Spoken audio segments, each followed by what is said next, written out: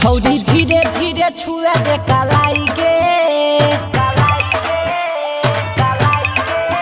छौरी धीरे धीरे छुए दे कलाई गे, देबो वाला फमे वोल्टेज बढ़ाई गे, देबो वाला फमे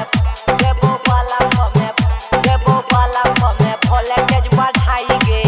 छौरी धीरे धीरे छुए दे कलाई गे, देबो वाला फमे वोल्टेज बढ़ाई गे, देबो वाला फमे वोल्टेज बढ़ाई गे।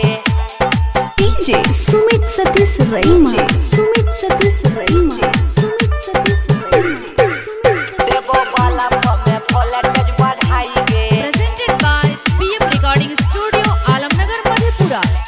एगो छलो लूज छौरी एगो छलो टाइट गे, कचही उमरा छलो कम छलो हाइट गे,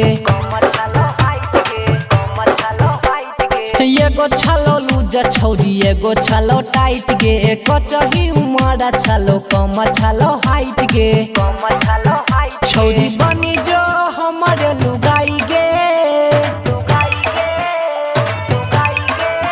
छौरी बनी जो हमारे लुगाई गे, देबो वाला फमे वोल्टेज बढ़ाई गे, देबो वाला फमे वोल्टेज बढ़ाई गे। डीजे सुमित सतीश रईमा, सुमित सतीश रईमा, सुमित सतीश रईमा, देबो वाला फमे वोल्टेज बढ़ाई गे। Presented by PM Recording Studio, Alamnagar, Madhepura. हेगे राइटर बड़ा जैसे के बनाइले गुरु, जखनी बोला भी डेंजर होई जैतो सुबु, हेगे राइटर बड़ा जैसे के बनाइले गुरु, जखनी बोला भी डेंजर होई जैतो सुबु, रोहित बिना तेला के चले तोरे लगे,